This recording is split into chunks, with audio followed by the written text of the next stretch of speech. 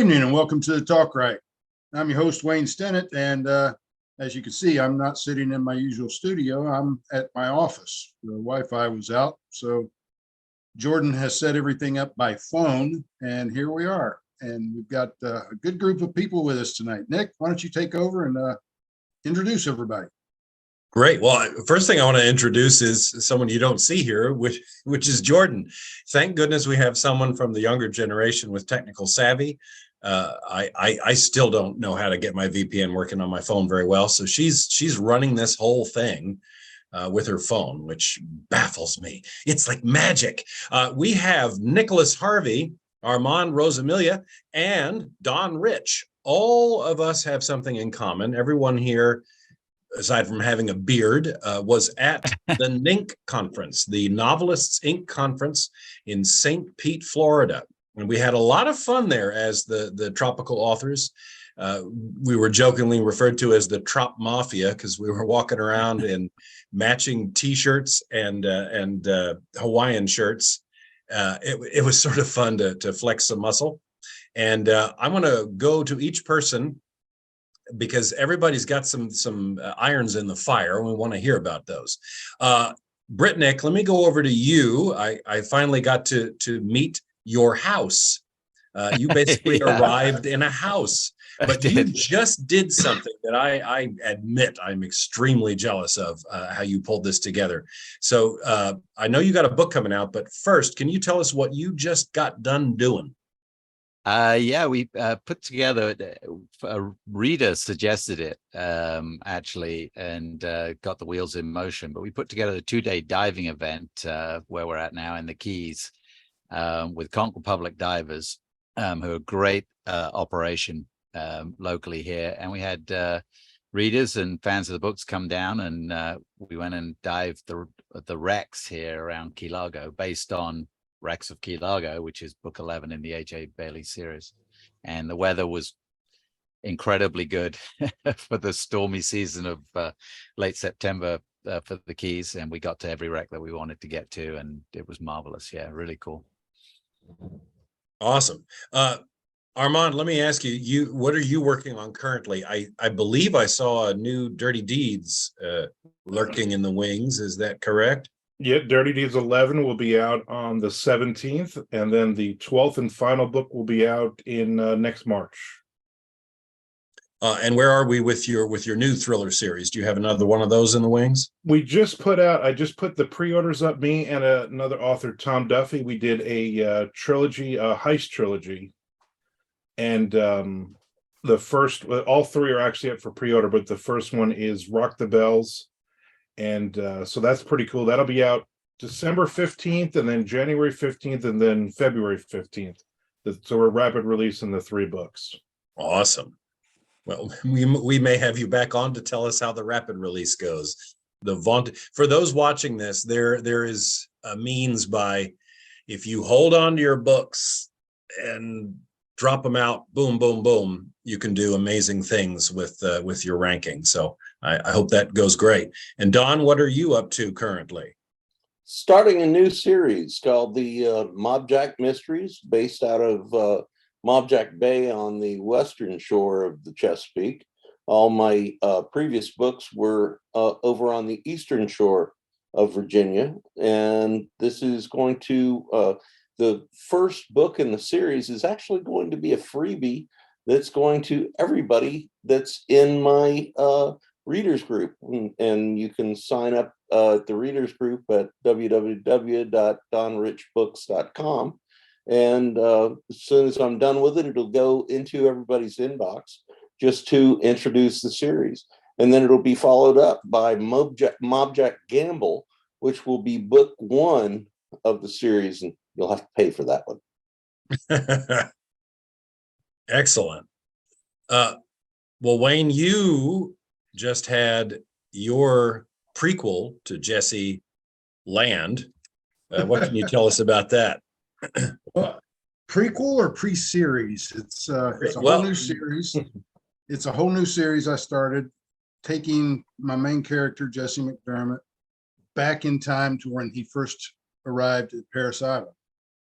Actually, even before that, in flashbacks, it goes back to his childhood. And we get to meet characters that are only spoken of in the regular series. His grandparents who raised him, get to meet Rusty's dad. That was really cool. And it was just a lot of fun to write. It was launched on the 30th, no, the 29th. And it did quite well. It reached the top 1,000, and it's still doing really well. It's going to be in Kindle Unlimited at least until the second or third book comes out. So a long run in KU. Well, Wayne, do you want to take over here and let's talk? Well, yeah, because we've missed one author. Nick, what have you released lately? Wow, lately.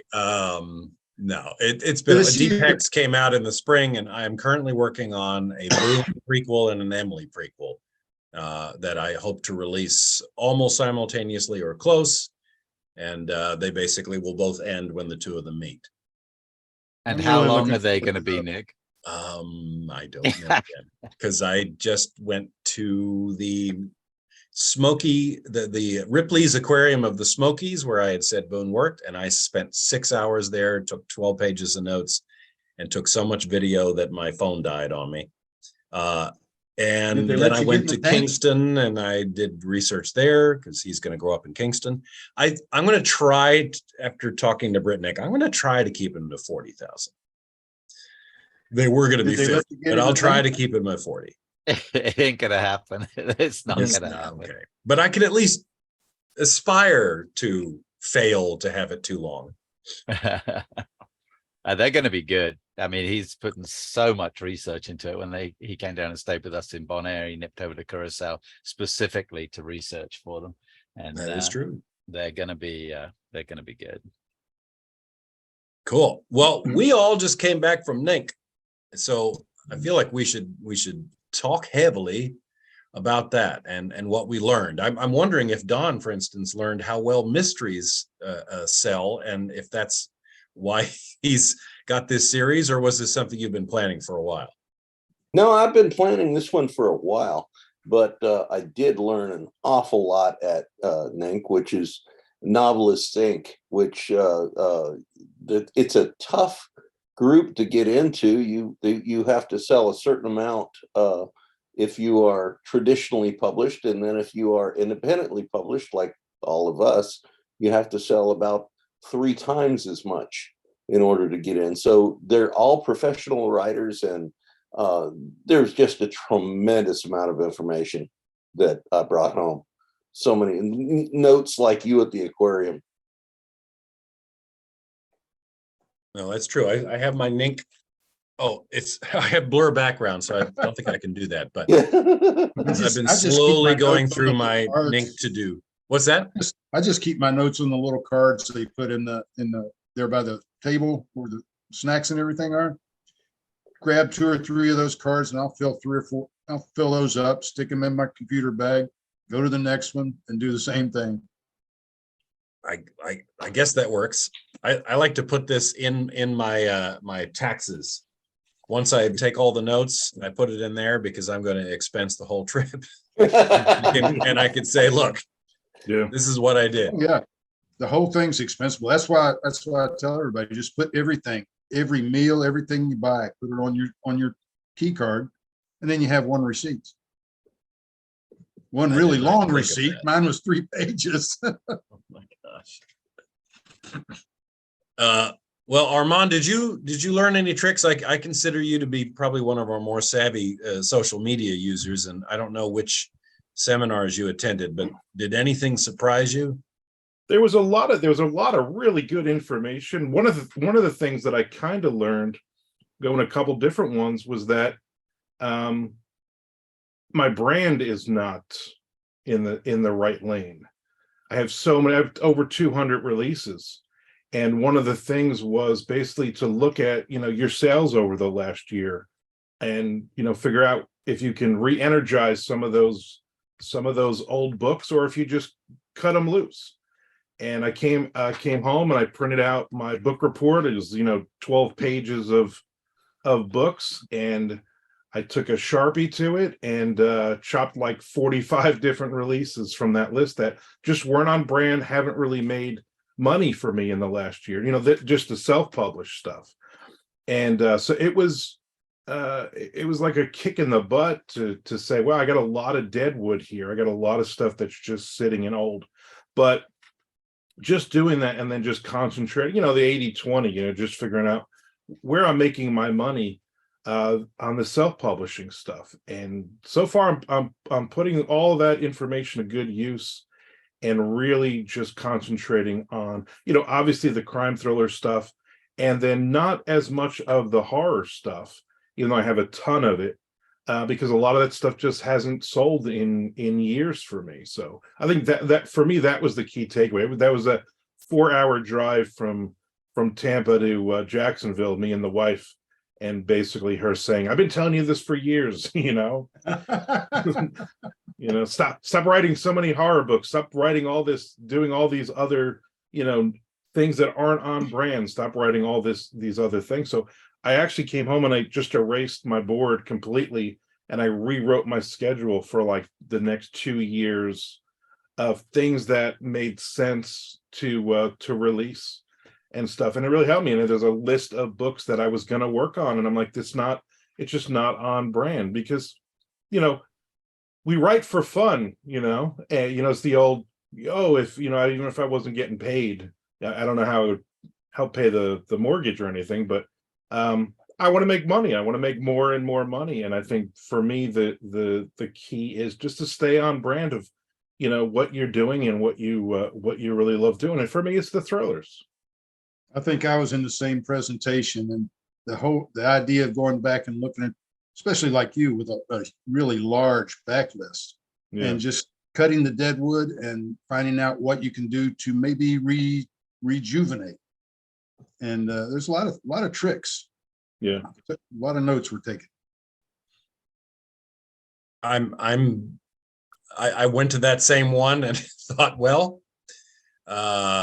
if I look at just numbers in the last year, I might cut Zombie Bigfoot loose, but I'm planning on doing the opposite and rebooting it and rebranding it, and possibly changing my name on there so that I don't drive my also bought results into madness. Well, let's see, Brittnick, you came out with the Missing in the Keys, which would you say that's a mystery, or is that action adventure thriller? It's action adventure thriller. Yeah. Gotcha. And it's probably for Doug, it's right. For Douglas Pratt, my co-author on it, it's kind of right in his wheelhouse of his series. And for me, it's a shift closer to the middle of the kind of RC adventure gang. Closer than my other two series are, although Nora gets closer that way. It's still in a corner of the genre, as it were, and AJ's in a different corner from it. So this is more mainstream, I think. Man, you leave that conference. I did last year. Last year, I actually felt I left and I was pretty overwhelmed. I came away with just mass notes, and you get back and you're like, where do I start? Yeah, I gotta just, and I did make the mistake of trying to do too many things and some of the things that weren't right. And I really went into it this year going, I'm going to be a sniper rifle, not a shotgun. And I'm looking for nuggets. I'm looking at the things that's going to move the needle in my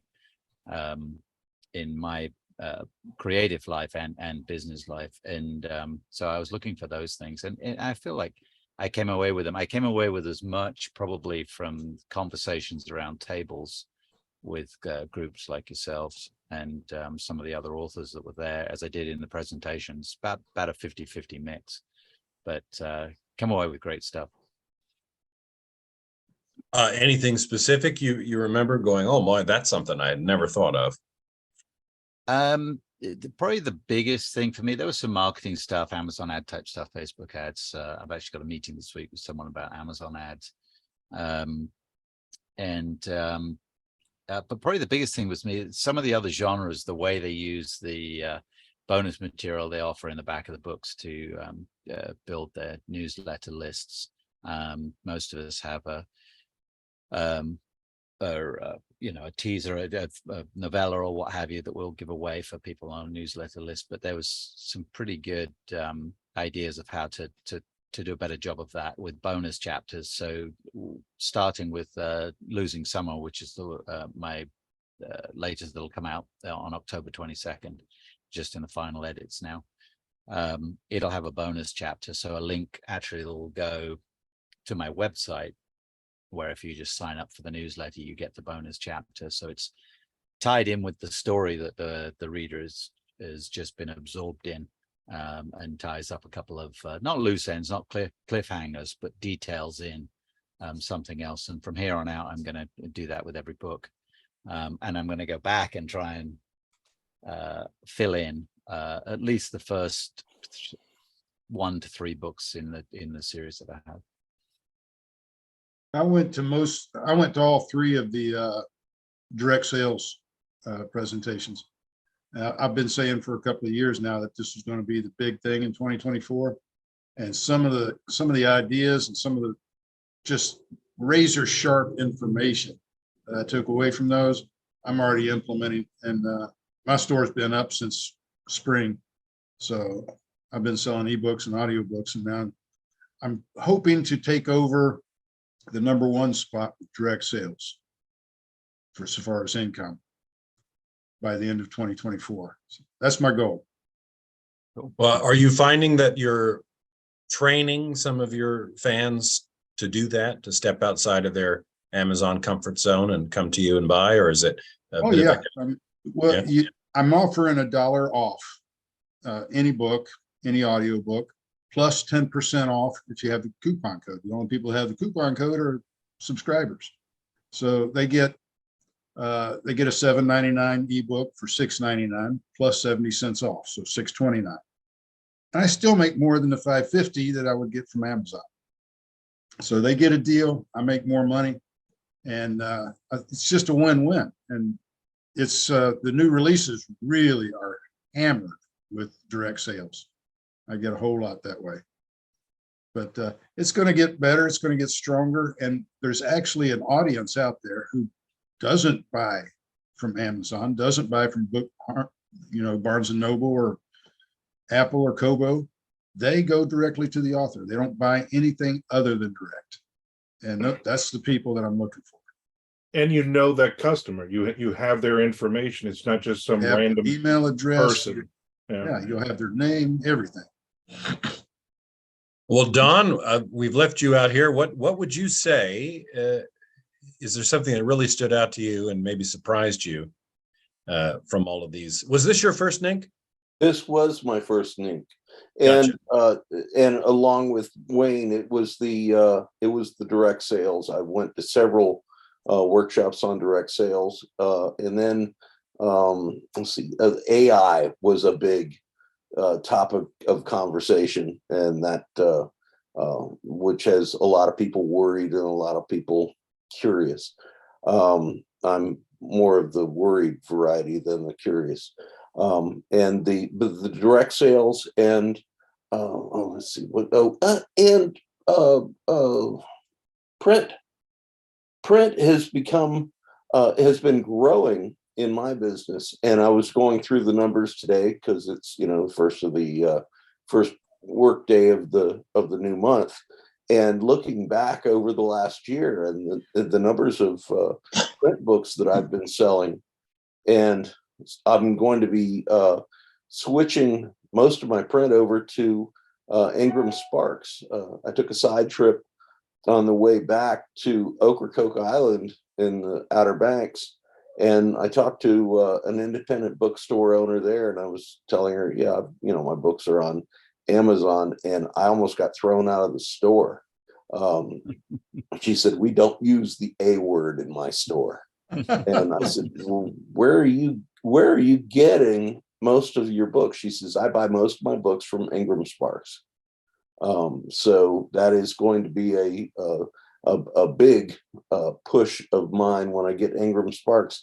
I'm going to be hitting all the coastal independent bookstores that I can, just getting in the truck and going and giving them a list of my books and giving away a couple of my books to see if I can't get them interested.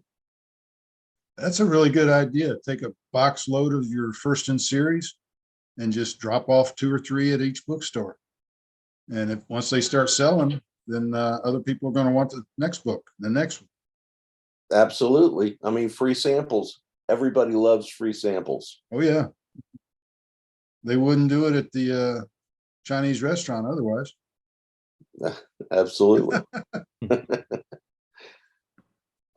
Well, I'll jump into the lag and say one of the cool things we did down there, the Novelist Inc. We conference. did a lot of cool things down We there. did a lot of cool things, but one thing that wasn't on the NINC schedule, we had a free dinner period, and we decided, with all of us being tropical writers, that it might be cool to go to a restaurant owned by a tropical writer and named for a tropical writer's fictional character, which I think is pretty cool.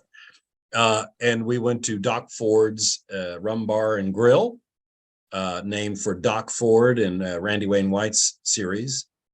And Randy was able to iPad FaceTime with us, and we got to pass him around and chat with him.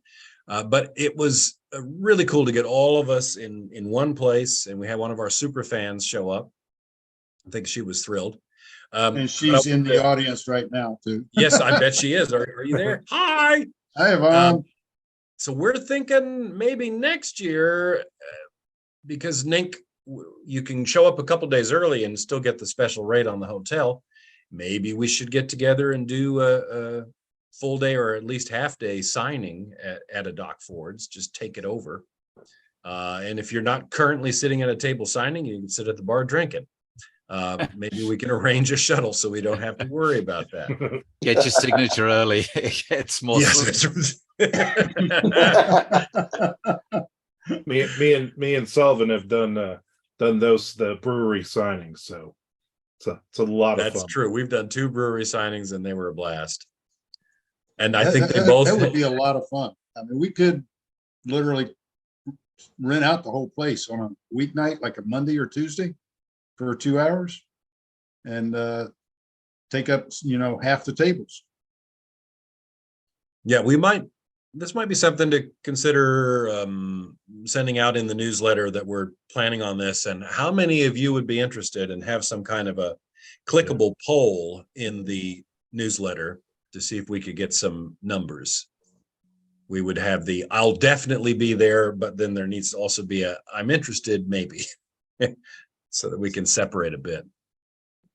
Because we've got a lot of readers in that area. For some reason, people just gravitate toward that area, like what we write. That's why Randy Wayne White started his series and said it there. There's just a crazy number of great readers there. I was really surprised when he called me when I got home. He said he was so interested in my books and was thinking about calling you guys. I'm assuming he did.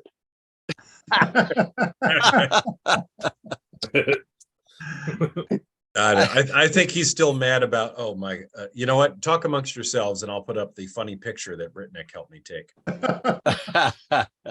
Yeah. When Marcia passed me the iPad, I looked at it. And I said, "Hi, Randy. I'm Wayne Stennett." And he said something. I held it up to my ear. I said, "What was that?" He said, "So you're Wayne Stennett." All right. So you're that guy. So that tells us he did get the message. Yeah. Oh, and he's got a 27th book coming out. Yeah. And I just about to release my 27th. I thought I was going to beat him. Now we're just going to be tied again. Keep writing. Keep writing. Yeah, here we go. This is probably why he hasn't called me. Let's see if I can get this to. Jordy. Oh, well, I was going to have her enable sharing. Oh, yeah, that was classic. Oh, you have a low battery, Nick. Oh, low battery. Yeah. Oops. You have to actually be talking so we can see the picture. Oh, okay. So Yeah. I'm going to talk, and there we go. Now, there we go. So I'm talking. You can see my shame. Yes, that's my one. I didn't know what I was doing when I started. Who had it first? Randy Wayne White. Oh, yeah, that was By a while fair back, number of years. Ow. And I'd always say, well, Clive Cussler had Deep Six, and Randy took a Deep Six, but Randy put "the" in front. So he was smart about it. Deep Shadow, I think, was about 19, 20, 21 in the Doc Ford series. It was one of my favorites. I thought you were saying it was the year 1921. I'm like, shit, No, when no, you no, ain't that no. old. It was around the late teens or early 20s in the series. I should be pretty safe with Mobjack. I don't think anyone's going to take that anytime soon.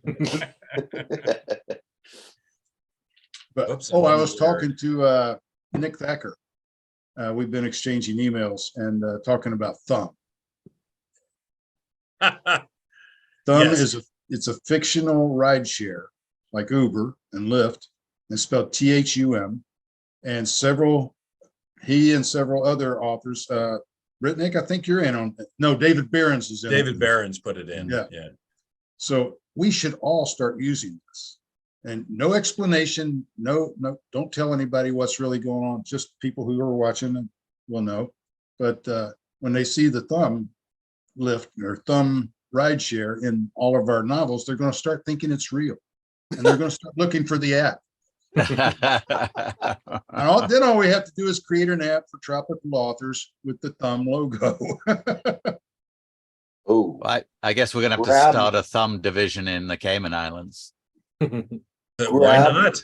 grab the website for tropical authors so that it can feed directly to tropical authors. Ooh, Oh, we move should. moving for the pen right now.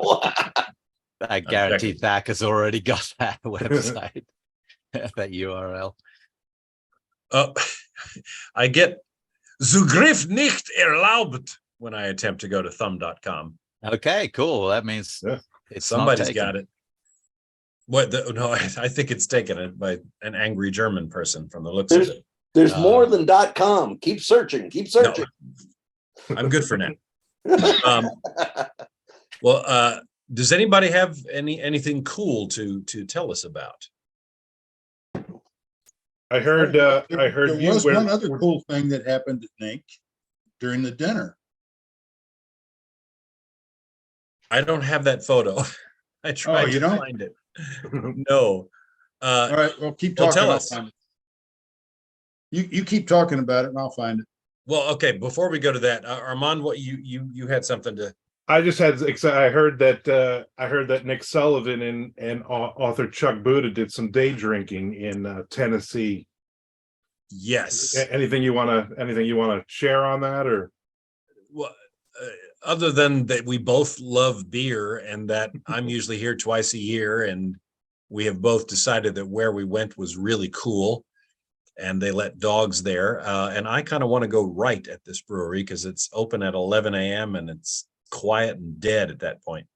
But yeah, Chuck Buda is really cool. He started out in horror and now he has pivoted to Westerns, which is pretty neat. Okay, wait, I'm going to switch over to Wayne, except he has to talk. All right, I'm talking. Now I guess I'll have to describe it. Right at sunset, during the big beach blowout, Nick, me, and David Behrens stepped out onto the sand and did a conch horn salute. Just the three of us, although 12 of us were there, but the others didn't bring the conch horns. Well, Nick one Harvey stole did, mine. but he Nick Harvey forgot it stole in mine. his room. Yeah, Mac Faulkner was running up to his room to get his when the sun set. He Well, couldn't make no, it back Mac down. wasn't. Mac sent his Mac's wife to was. go Yes, get it's it true. He did. because he was still eating. I went Yeah. over and asked him, I said, "Where's your horn?" He says, "My wife went up and get it. Wait just a couple of minutes." I said, "The sun's not going to wait." I was out of I'm the ready country. to, That's my excuse. I found how we can get a few for next year. So bring that in closer and zoom a bit. What is that? That is a boat outside of Full a of tourist conch horns. shop in Ocracoke, North Carolina, filled with conch shells. Cool. Oh, did you grab a few? No, I have one at the house, but All right. I'll be going back to Ocracoke before we go to NINC, so I'll pick up a dozen of them. Load up. Yep. I got a fun story to share. So the dive get together that we just had, I had some great sponsors, which was superb. And shearwater dive computers, and my friends from Cayman Spirits, who make 7 Fathom rum, were putting up a couple of bottles of rum, and they said, "Yeah, you just got to come get them." So I'm like, well, because they're in the Cayman Islands and they can't just ship stuff internationally. And the distributor that they have in America, because you can buy it in America, but it's a separate company that distributes. So they said, yeah, it's here, and we got some swag for you. And so I started on this mission of how the heck I would get 2 bottles of rum and a bunch of swag from the Cayman Islands to the Keys, where the event was being held. So I put out the word to my Cayman peeps, and people don't go with space in their luggage to the Cayman Islands. They're generally got full of dive gear and everything else, and they bring their own booze back, right, duty free. So I finally found the Lisa Collins, this lovely lady. She's a great photographer. She actually did the photo for the cover of the Ora Verde for me. And she was coming over for this quick visit to the States. And she said, well, I'm going to be in New Jersey. I'm like, keep talking. Where are you going to be in New Jersey? So she brought the bottles over from New Jersey. And then she was about an hour away from Nick Sullivan. And they drove together and met, but they missed because they went to, I don't know what it was, a 7-Eleven or something. And both if you're in New ones. Jersey, don't say, let's meet at the Quick Check. Yeah. So after 30 minutes of waiting, you're like, which Quick Check are you on? Yeah. We were both on the same highway. So we were like, 206. So am I. Yeah. Yeah. So anyway, they finally got together, handed over the hostages, and then Nick Sullivan actually brought them to me. And believe it or not, both bottles were unopened and full when I got them, which I was really surprised.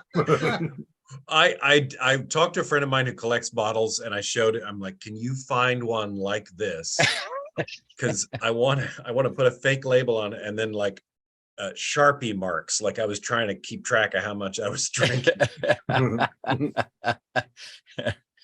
I'll give you a quick story. This is sort of fun.